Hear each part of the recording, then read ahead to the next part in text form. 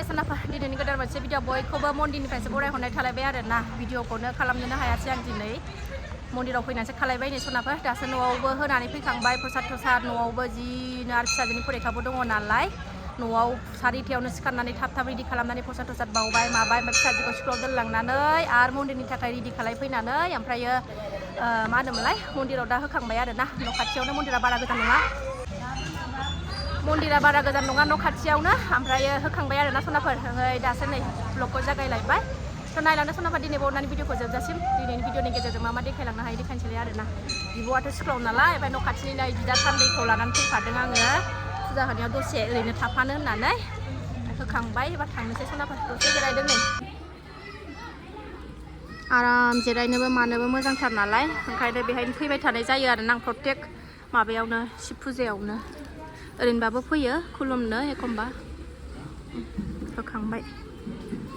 स्रां मोनलायलायथारबाय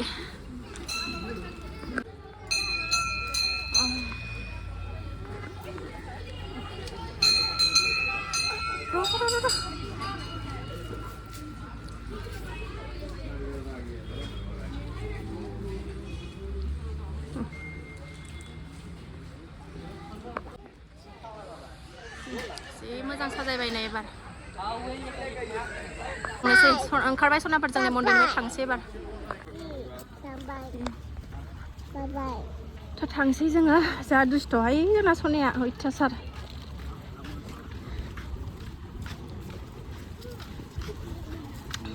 बारा गोजान जाया जोंनि न' खाथियानो जायो बे दुस्थ'खौ लानानै फुजा होनांगौबो साधारन नङा मा होनदों थ' न'आव सफैबाय सनाफोर जों नाय ओमफ्राय आरो फिसाजोखौ लायनो थांफिनबावनांगौ नायनै प्रसाद जानो सनाफोर नै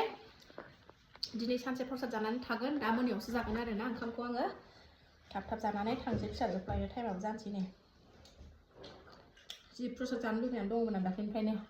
दिनैसो मोनजालायबाय नै रेस्ट गैया मेंग्लिजोब्बाय देहाया न'आवबो होबाय हाखु दाखुनो हारसिंनो आरो फिसाजो उन्दुनायावनो होग'नो मोननायखायसो बे सिथिं सिथा खालायबावबाथ' ओरैबादि दिगदार जायो लांदां जाबजों प्रसाद हानाय मानाय जि खस्थ' जायो न'नि ठाकुरफोरनो प्रसाद हास्रांनानै होबाय प्रसाद बानायबाय ओमफ्रायो मन्दिराव लांनायखौ गथासो लांबाय आरो ना आङो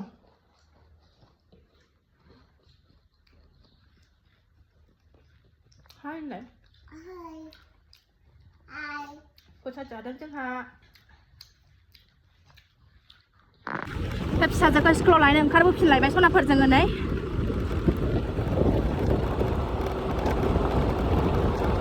नेफैगासिनो दं आङो नै गथ'वाखै खनायाव सायायाव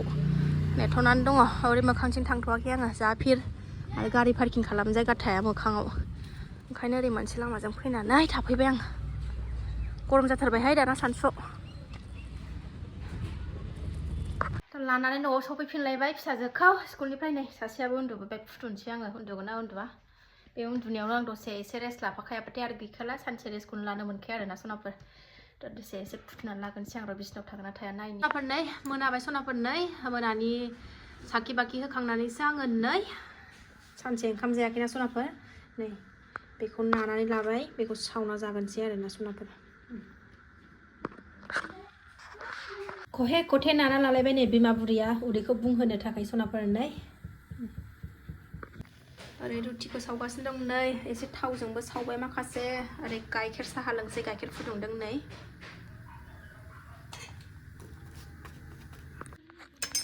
सनाफोर नै गाइखेर साहा गोथाव फुदुंनानै लाबाय एबार जानोसै नै नेक्स्ट मर्निं जालायबाय नेक्स्ट मर्निंआवसो खावब्ला नुजाफैलायबाय आरो ना आं मैया भिडिअखौनो बानायासै दिनै नै मर्निं दुगैनानै दा न' बां साफा खालामनानै दुगैनानै लाखांबाय सनाफोर ओमफ्राय आङो थास' बिसं ओंख्रि जानो लुगैदों आरो ना न' खाथियावनो जि मोजां थास' गोसोमनि गुफुरनि रोदोमनानै दङ दाख्लैबो जाखांखाबाय भिडिअआवसो लाबोआखै अफलाइन जाबाय आरो ना सनाफोर ओमफ्राय दिनै अनलाइन जानोसै आरो ना थास' बिसंखौ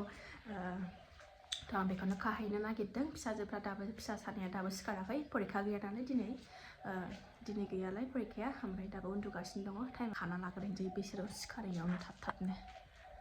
टाइमाबो दासो 6:30 जानो नागिरदों सनाफोर ओमफ्राय जा मोजां सान्दुं ओंखारबाय ओमफ्राय मैया मोनानि बांग्रिं मावनाया सोरहा मैयानि मोनानि बांग्रिं मावनाया 2:30सोआव आयु जा गोबां मावखादोंना बिसिनायावनो होलो होलो थागौलायो ओंखारबावलायलाया जोंहाथ' खाना लाहैगोनसै सनाफोर आं थाब-थाबनो खाखांबाय सनाफोर नै थास' गोसोमबो दं गुफुरबो दङ बारा बुरजा खायासै आलुबो दरसे होफागोन टमेट'बो होगोन नालाय ओंखायनो बारा बुरजा खायासै एसेयानो थोखायो नालाय बेखौ हाना लागोनसै सनाफोर आं आरामनो सायनानै लागोनसै बेनि उनावसो ब्रेकफास्ट खालामसै नै जा थाब संखाबाय सनाफोर आं दिनै नै संहरखाबायबो संनानै लाबायबो नै थाबथायानो जायाखै दिनै जा थाब संबाय आङो ओंख्रि संखानांगौ दाहायबो दाहायबाबो संखानांगोन नांगौबा दा फुदुंनानैल' जाथोंसै आरोना ओंखामखौ दा गुदुं गुदुं संनानै जानोसै फिसाजोफोरखौ फोजाथ'वाखै आं दानो बिब' सिखारबाथाय बिब'खौ फोजाबाथाय बिबैयासो सिखारगोन नालाय ओंखायनो र' दसे उन्दुबावथों होननानै फोजायाखै 7:30सोआव फोजानोसै र' बेखौ संना लागोन आं आरो टमेट'बो हाना लाखाबाय नै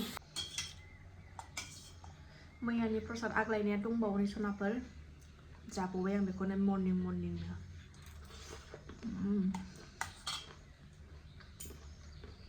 मानो देथ' गोथाव मोनोथाय आं प्रसादखौ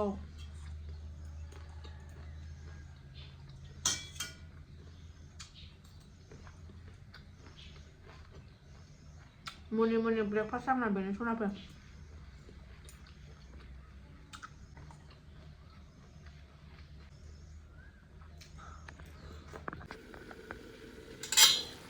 दै होनानै गोदौ होगासिनो दं सनाफोर नै आंना ओंख्रिया मोनहां अबस्था जाबाय नै जा मोजां एवनायावनो गेब्लेजोबखादों थास'आ ओरैबायदि मोजां जोंना बे खाथिनि थास' आरो खागोदान नालाय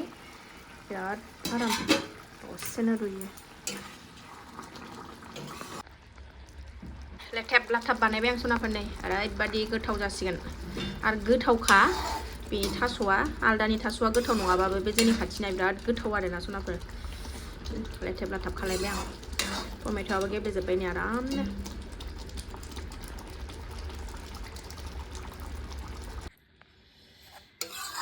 थास' बिसं ओंख्रिया सनाफोर मोनबाय नै खांना लाबाय आङो